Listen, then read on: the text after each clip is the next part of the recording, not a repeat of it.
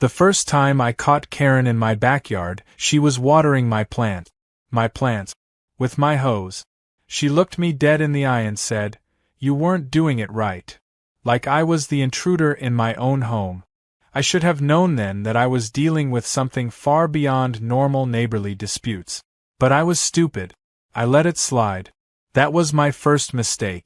The second time, she was lounging in my backyard hammock, feet up, sunglasses on, sipping from what I could only assume was my own lemonade. "Your backyard has the best sun," she had explained, as if that justified her full-blown home invasion. I told her to leave. She laughed and took another sip. By the third time, I wasn't even surprised anymore. I stepped outside to find her hosting a casual brunch with two of her friends, at my patio table. She waved at me like I was a guest at my own house. "Oh, you're home. Want a mimosa?" she asked, as if I should be grateful for the invitation. That was the moment I knew. This woman wasn't just clueless, she was a force of chaos, a suburban supervillain wrapped in Lululemon and entitlement. I tried reasoning with her. I really did.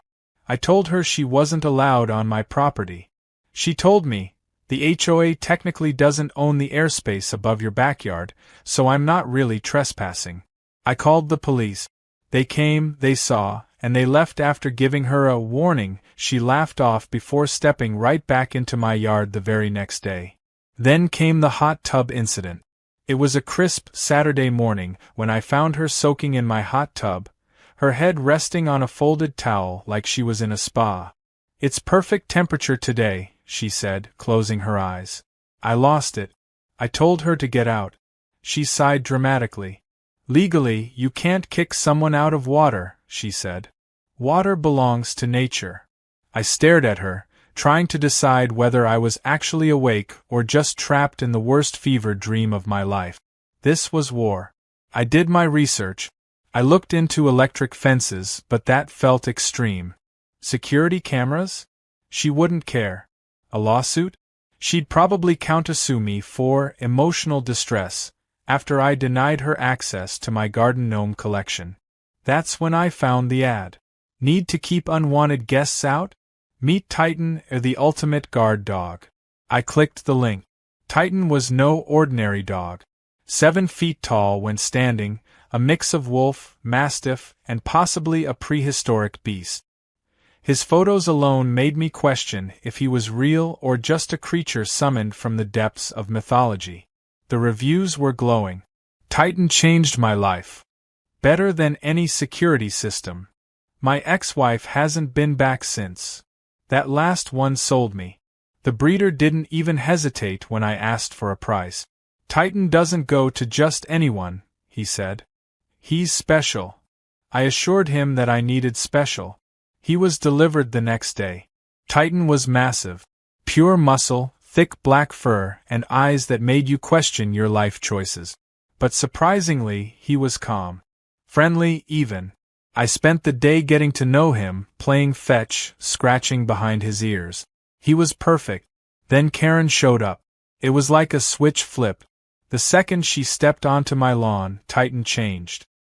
His fur bristled, his ears flattened, and a deep, guttural growl rumbled from his chest.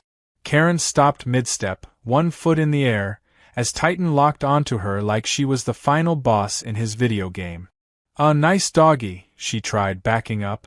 Titan let out a bark so loud it rattled my windows. Karen shrieked and bolted down the street. I'd never seen her move so fast. I expected her to come back with some ridiculous legal threat, but she didn't. Not at first. Over the next few days, I noticed something weird. Titan didn't just dislike Karen. He despised her. Whenever she was near, even when she was just walking by my house, his entire body tensed like he was seconds away from tearing through the fence. He didn't react that way to anyone else. Just her. Karen, of course, was furious. "You trained that thing to hate me," she accused, standing on the sidewalk like she was protesting a war crime. "This is harassment." I told her I hadn't trained Titan to do anything. "Maybe he just has good instincts," I suggested. She turned red. "I'm calling the HOA." She did. They laughed at her. That's when Karen decided to get creative. First, she tried bribery, tossing a steak over the fence. Titan caught it midair, sniffed it, and then, insultingly, buried it without taking a single bite. Next, she tried sweet-talking him. Titan responded by letting out a growl so deep it shook her car. Then came the final act of desperation. She called animal control. The officer arrived, saw Titan sitting peacefully by my side like the world's largest, fluffiest guardian, and asked what the issue was. Karen ranted about how dangerous he was, how he had it out for her. The officer turned to me. Has he attacked anyone? No. Has he left your property? Nope. Then I don't see a problem. Karen screeched. But he hates me. The officer shrugged. Maybe you earned it. I thought that was the end of it. I thought she'd give up. I should have known better. Because that night, at exactly 2:47 a.m., my security cameras caught Karen climbing over my fence with a ladder. And Titan was waiting. The moment Karen's foot touched the ground inside my backyard, Titan moved. It wasn't a bark, not at first. Just a slow, deliberate shift, his massive body rising from the shadows like something that had been waiting for this exact moment. His golden eyes locked onto her, unblinking, calculating. Then, he let out a low, deep growl, the kind of sound that made your stomach drop before your brain even processed what was happening. Karen froze, one hand still gripping the top of the fence, her eyes darting around like she just realized she had made the worst mistake of her life. The ladder wobbled slightly beneath her weight. Titan took one slow step forward. Nice doggy, Karen whispered. Titan growled louder. I dropped something, she tried, though she wasn't even looking at me. Her eyes were locked onto Titan, who was staring her down with the focus of a predator deciding whether or not to pounce. What exactly did you drop, Karen? I asked, crossing my arms. She didn't answer. Instead, she made a break for it. The moment she moved, Titan lunged, not at her, but just close enough to send her scrambling backward. She tripped over her own feet and landed flat on her back with a shriek. Her hands scrambled for something, anything, to use as leverage, but all she found was grass and her own poor life choices. I should have let it play out. I should have let her suffer for just a few more seconds. But I wasn't a monster, so I whistled. Titan stopped instantly, his ears twitching as he looked at me for further instruction. He didn't step away, though. He just loomed over her, waiting. Karen scrambled to her feet, brushing dirt off her ridiculous floral print pajamas. This is harassment, she snapped, still slightly out of breath. You broke into my yard, I reminded her. She pointed a shaky finger at Titan. That thing is psychotic. It wants to kill me. Titan sat, tilted his head slightly, and yawned like he hadn't just sent a full-grown woman into a panic attack. I shook my head. He hasn't even touched you. Karen looked like she wanted to argue, but she knew there was no case to make. So she did what Karen does best. She stormed off, muttering something about how this wasn't over. I knew she wasn't bluffing. The next day, she started her real war. First, she stood at the edge of my property, arms crossed, glaring at Titan like she could intimidate a 7-foot beast. Titan, in response, merely stared back, unblinking. They stayed like that for a full 5 minutes before she finally huffed and walked away. Then came the food bribes. A raw steak landed in my yard, right in front of Titan. He sniffed it, picked it up, and, insultingly, dropped it directly into the trash can. The next day, a full rotisserie chicken showed up. Titan buried it. Karen escalated. Bacon, ham, gourmet dog treats. Titan ignored every single one like they were beneath him. Next, she tried a sweeter approach. She stood by the fence, speaking in a soft, sugary tone. Titan, sweetie, look at you, such a handsome boy. You don't hate me, do you? Titan didn't blink. He didn't growl, didn't bark. He just stood there, staring. Karen laughed nervously. Come on, big guy, let's be friends. Titan let out the deepest, most unsettling growl I had ever heard, and Karen physically recoiled. She muttered something under her breath and stormed off again. It should have been over. Any sane person would have backed off. But Karen wasn't sane. The next night, she called animal control. They showed up at my house, clipboard in hand, with a forced smile that told me they already hated this assignment. "We got a report about an aggressive animal," the officer said, glancing warily at Titan, who sat beside me, tail wagging. "Let me guess," I said. "Karen called you?" The officer sighed. "She did. Says your dog is a community danger, and targets her specifically." I gestured toward Titan. "He hasn't left my yard. He hasn't harmed anyone. The most he's done is scare her, which, frankly, she brought on herself." The officer nodded, flipping through his note. "We've already had complaints about her before. Do you mind if I just—" He crouched slightly, extending his hand toward Titan. Titan sniffed him, then licked his fingers. The officer grinned. "Yeah, this dog isn't the problem." Karen, who had been watching from her driveway, shrieked in outrage. "He's a menace. You have to do something." The officer turned to her. "Lady, unless you have proof that this dog is attacking people, there's nothing we can do. Maybe stop trespassing on other people's property." Karen opened and closed her mouth like a malfunctioning robot, then stormed inside her house. I thought I had won. I thought she had finally given up. I underestimated how petty she truly was. At exactly 3 in the morning, Titan perked up. His ears twitched, his posture stiffened. I didn't hear anything at first, but then, metal scraping against metal. I checked the cameras. Karen was back. She had a pair of bolt cutters and a determined expression. She was actually trying to break into my yard again. Titan's entire body vibrated with restrained fury as I watched her snip through the first part of my fence lock. I didn't stop him this time. I simply opened the door. Titan moved like a shadow, silent, swift, massive. Karen didn't even notice until he was inches away. Then he let out a single, earth-shaking bark. Karen jumped so violently that she dropped the bolt cutters and fell backward, landing flat on her back for the second time that week. Titan stepped closer. He didn't touch her. He didn't have to.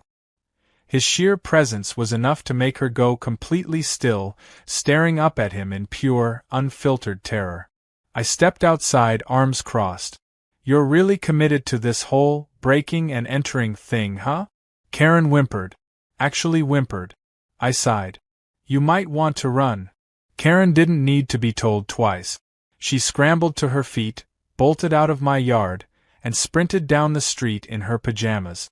Titan watched her go, tail wagging slightly, as if he had just played the most entertaining game of his life. I looked down at him. "I don't know what she did to you in a past life, but I think you just got your revenge." Titan just yawned, stretched, and trotted back inside like he hadn't just terrified a full-grown woman into a full-speed retreat. But as I locked my fence again, a thought nagged at me. Why did Titan hate her so much? It wasn't just an ordinary dislike. This was something personal, and I was going to find out exactly why. I couldn't shake the feeling that something was off. Titan wasn't just protective. He despised Karen with a level of intensity that went beyond normal territorial behavior. He had no problem with delivery workers, neighborhood kids, or even the occasional stray cat that wandered too close. But the second Karen appeared, his entire demeanor changed. It was personal. The answer came when I decided to call the breeder. I figured he might have some insight. Maybe Titan had been trained to recognize certain behaviors or scent. Something, anything, to explain the obsession he had with making Karen's life miserable. The breeder answered on the first ring. "How's Titan doing?" "He's great," I said, eyeing the giant beast sprawled across my couch. "But I have a weird question." "Shoot." "He absolutely hates my neighbor. Not in a normal guard dog way, either. He's fixated. It's like he knows her." There was a pause. The kind of pause that makes your stomach twist because it means the other person knows something you don't. "What's her name?" the breeder finally asked. I hesitated. "Karen." Another pause. Then a quiet, "You're kidding me." A cold prickle ran down my spine. "What?" The breeder sighed. "I didn't tell you this before because, honestly, I didn't think it mattered. But Titan had a previous owner." My grip on the phone tightened.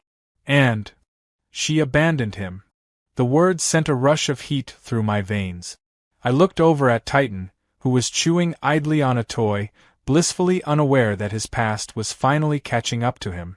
"She dropped him off at a shelter when he was still young," the breeder continued. "Said he was too big, too aggressive, and too much work. But the shelter couldn't handle him. He was too smart, too strong, and, frankly, too angry. They called me because I specialize in training large breed.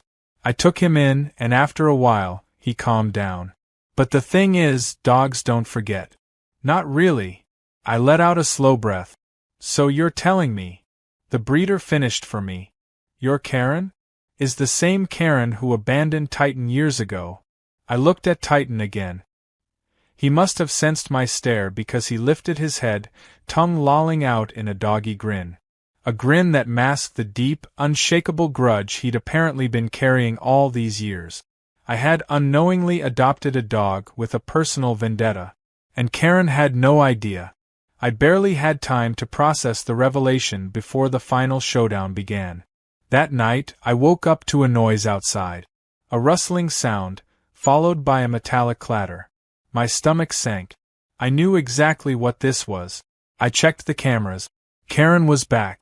This time, she wasn't alone. She had brought someone with her. A man, mid-40s, looking just as irritated as she usually did. He held a large metal pole, like he was planning to use it to defend himself. Titan was already at the door, silent but alert. He wasn't barking. He wasn't growling. He was just waiting. Karen gestured wildly toward my fence. "Just cut through it," she hissed at the man. He hesitated. "Are you sure about this? That thing is huge." Karen rolled her eyes. "It's just a dog. He's all bark, no bite.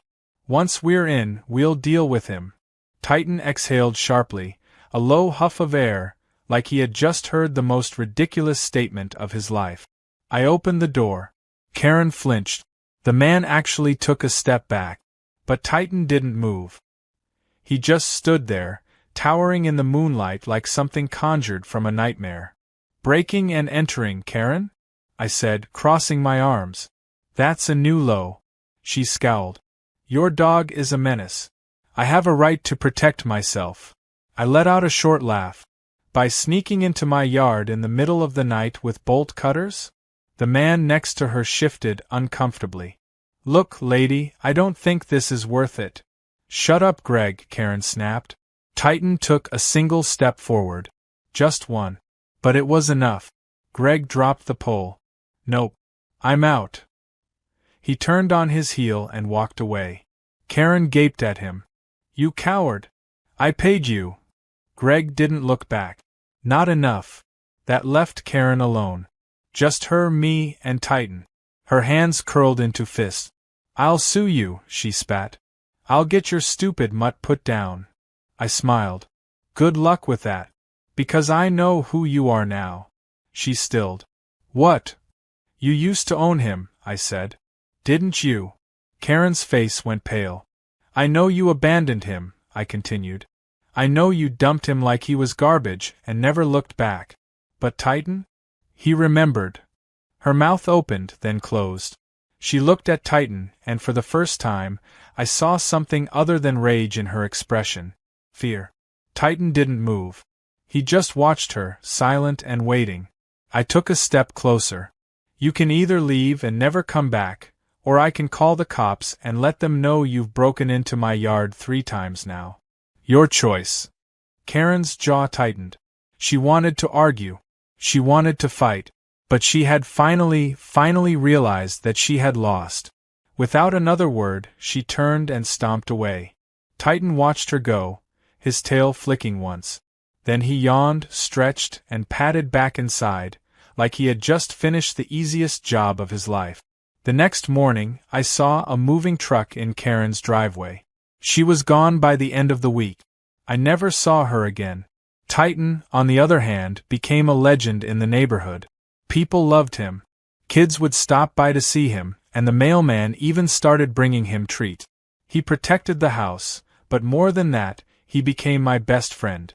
One night, as I sat outside with him, watching the stars, I gave him a scratch behind the ears. You got your revenge, huh? Titan let out a satisfied huff. I laughed. Good boy.